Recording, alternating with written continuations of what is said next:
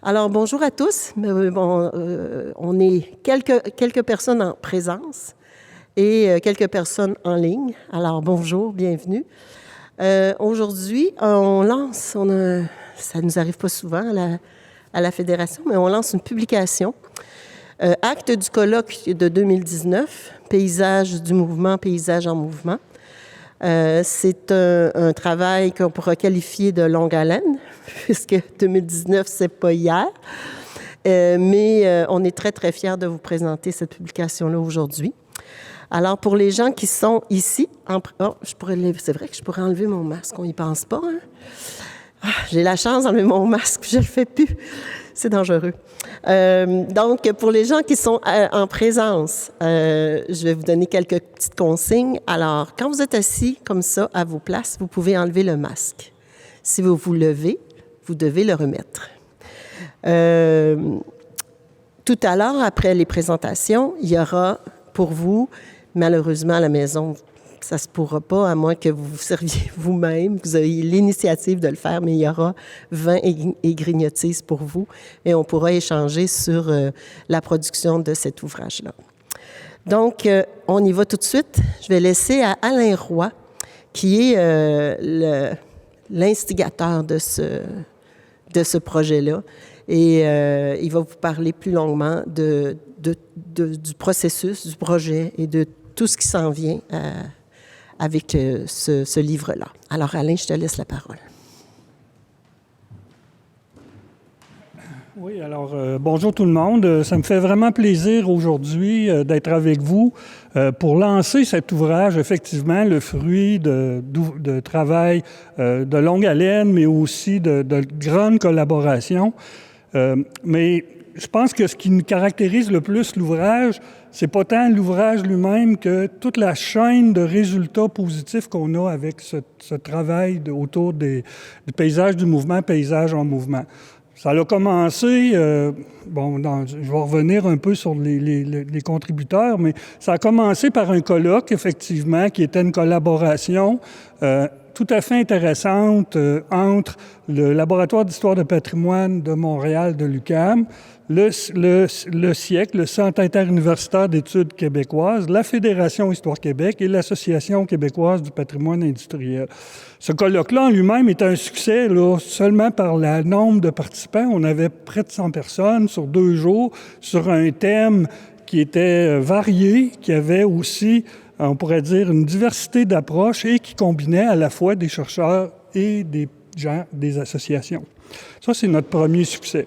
Maintenant, le deuxième succès qui vient après ça, c'est la revue. Donc, on a publié une revue qui a été rendue disponible grâce à la pandémie, ou malgré la pandémie, elle était disponible en accès libre.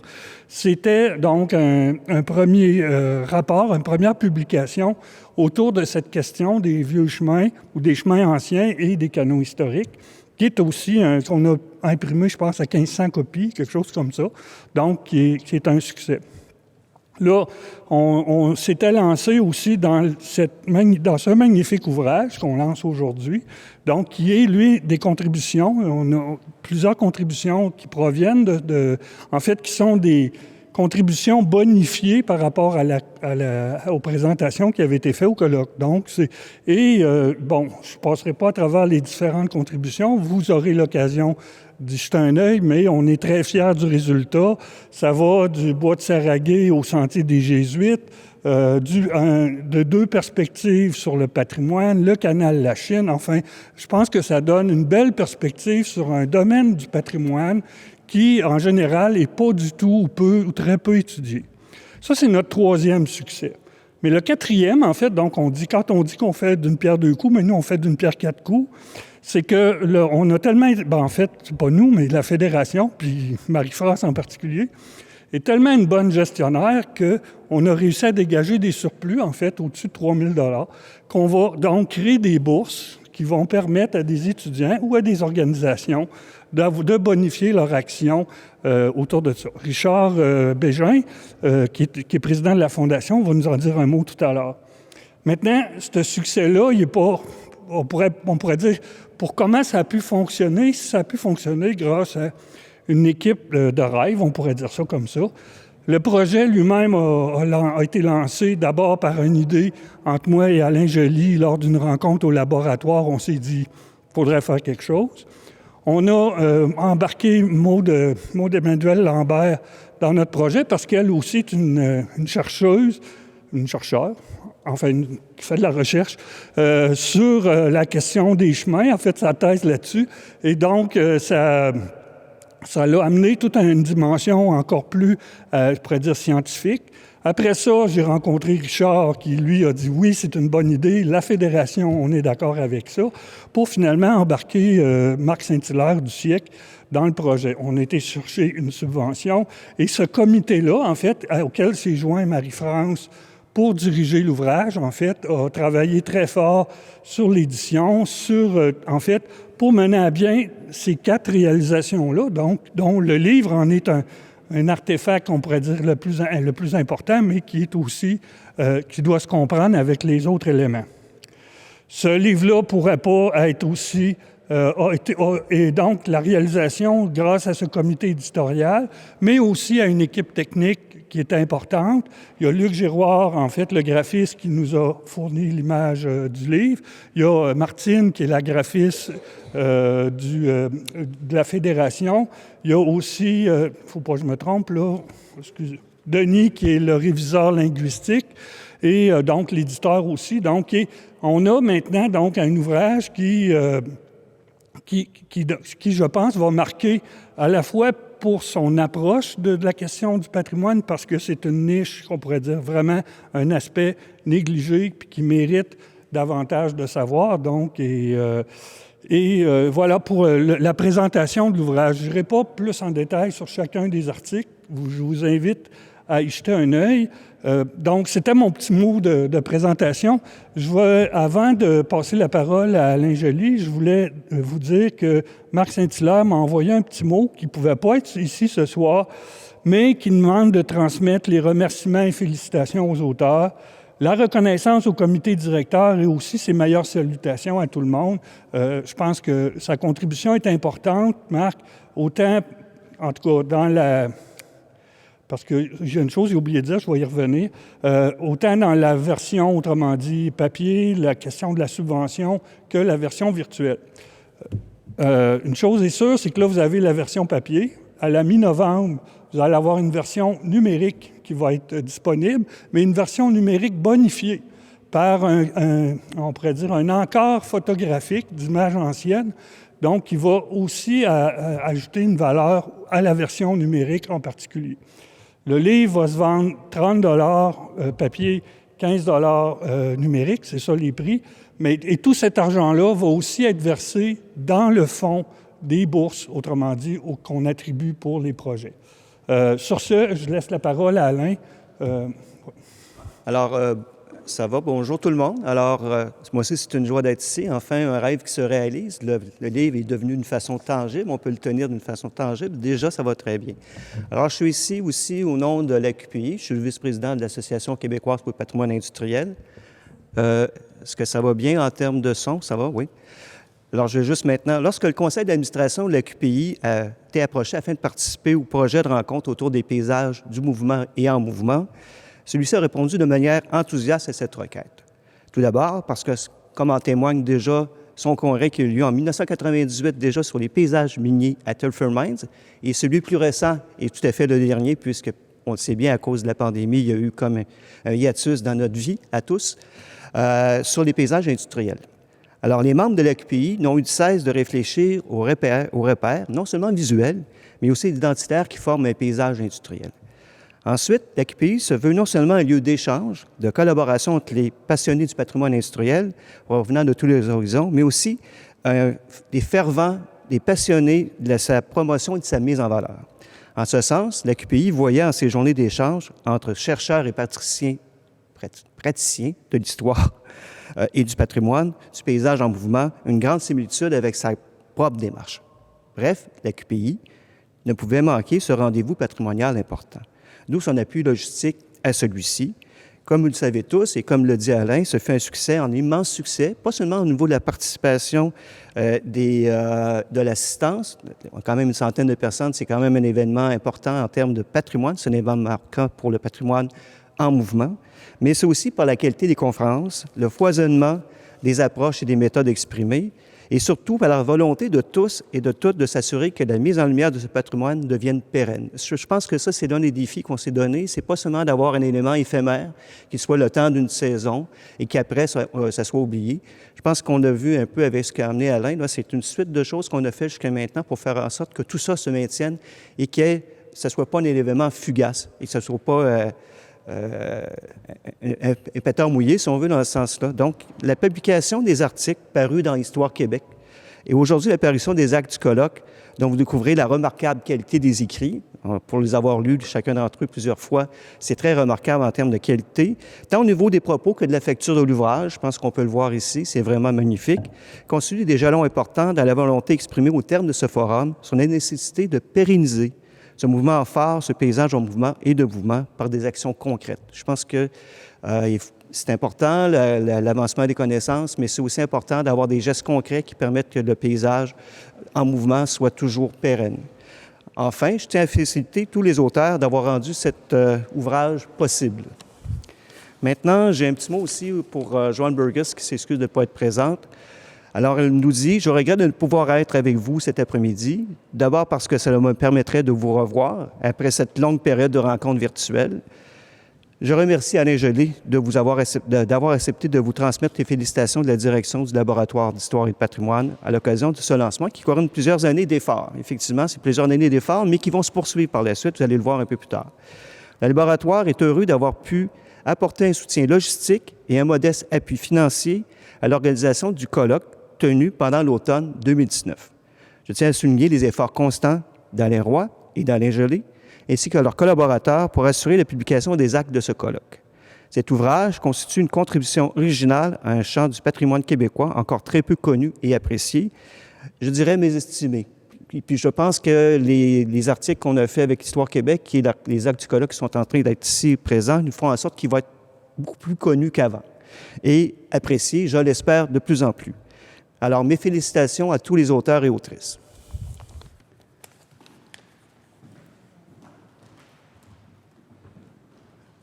J'inviterai Richard, tu veux dire quelques mots pour la Fondation puis les bourses, peut-être?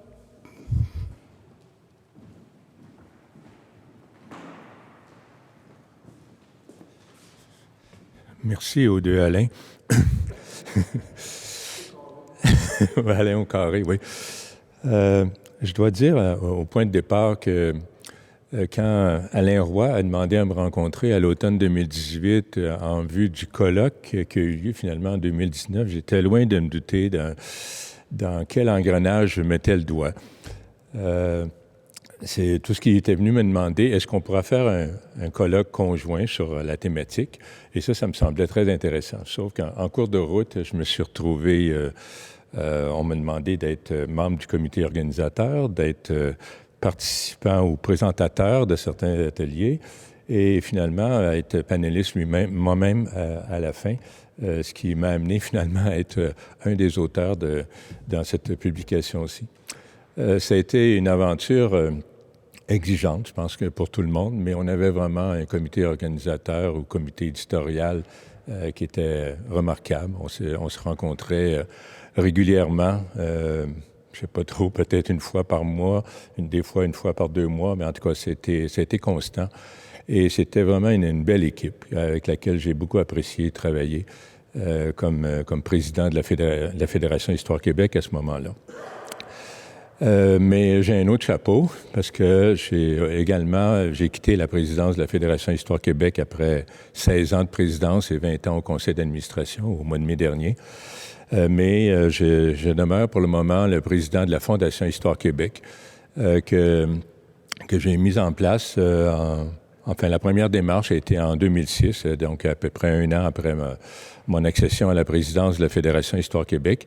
Et c'est Marc Baudouin, mon prédécesseur comme président, qui était le co-signateur pour la mise en place de cette fondation-là. On se disait que notre fédération elle-même, en étant sous-subventionnée, pouvaient difficilement contribuer à maintenir même les prix qu'on avait déjà en place et en créer d'autres. Donc, on s'est dit que ça pourrait être une bonne idée de mettre en place une fondation, ce qu'on a fait. Malheureusement, je dois dire que ça a été une aventure au début beaucoup plus pénible qu'on s'y attendait parce qu'on est tombé dans les séquelles du scandale des commandites, ce qui fait que Revenu Canada était extrêmement pointilleux et ça nous a forcé à réduire un peu le mandat de la Fondation. Il reste que notre objectif comme Fondation Histoire Québec, c'est d'en arriver à attribuer des prix, à encourager la recherche, à encourager la préservation du patrimoine. Je ne rentrerai pas dans tous les détails, il y a une page complète d'objectifs, d'encourager la recherche et l'enseignement et justement le fonds dont on vient de parler est tout à fait dans cette ligne-là.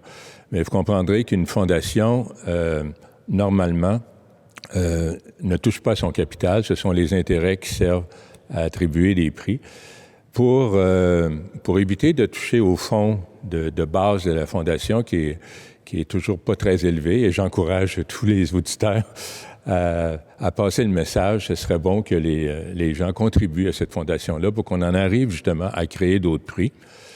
Alors, on a créé, dans ce cas ici, un fonds spécial qui est avec le capital qui est relié, le capital restant des subventions qu'on a eues et la vente de livres ou livres imprimés comme électroniques qui vont nous permettre d'attribuer un prix ou deux pendant un certain temps en utilisant ce capital-là.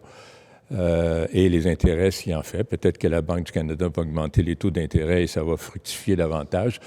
Alors, c'est un peu l'arrangement qu'on a réussi à mettre en place, qui, je pense, va envoyer aussi le message que la Fondation Histoire Québec veut vraiment en arriver à attribuer des prix dans le domaine de la recherche et du patrimoine. Alors, c'est tout ce que j'avais à dire comme président de la Fondation et j'espère que ce sera un succès. Merci.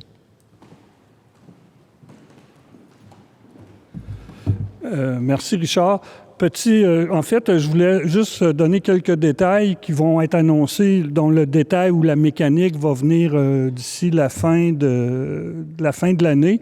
Grosso modo, c'est deux bourses, en fait, une de 750 $ chacune, une qui vise la clientèle des doctorats, des maîtrises, des études, autrement dit, qui vont porter ou qui ont été déposées sur le paysage du mouvement, paysage en mouvement, et l'autre pour des projets d'organisation qui portent sur ces thématiques-là. Mais le détail, autrement dit, est en train d'être finalisé. Ça devrait sortir quelque chose comme en décembre autour de ça pour l'appel de candidature. Là-dessus, je laisse la parole à Marie-France pour le mot de la fin.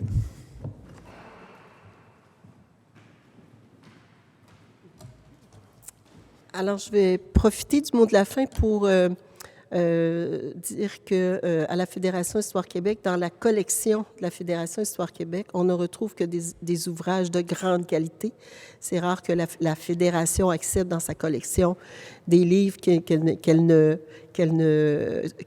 qu'elle n'approuve pas totalement et comment je dirais, ces publications-là servent de carte de visite pour la Fédération et je pense que cet ouvrage-là ne fera pas exception. Il est d'une grande qualité, donc on est très, très fiers à la Fédération de publier aujourd'hui et de lancer aujourd'hui cette publication-là. Et aux éditions Histoire Québec, parce que j'ai aussi plusieurs chapeaux à la Fédération et aux éditions. On est très fiers aussi d'avoir cette nouvelle publication-là. Je vous invite aussi à aller sur le site de la Fédération, voir à la boutique des éditions la collection, toutes les diverses collections qui sont présentées là. Et le livre est déjà en vente, la version papier. La version numérique va suivre à la mi-novembre. Alors, on espère que vous serez nombreux à vouloir vous le procurer aux éditions. On va voir aussi comment on va le diffuser. Ça aussi, c'est dans les jours qui vont suivre. Les éditions vont voir comment on peut distribuer de façon façon pas trop généreuse parce qu'on veut aussi avoir ramassé des fonds pour la Fondation, mais on va sûrement faire quelques cadeaux qui devraient mettre cet ouvrage-là en bonne compagnie, si on veut. Alors voilà, sur ce, bonne fin de journée et puis nous, on poursuit les célébrations autour du livre. Merci beaucoup. Au revoir.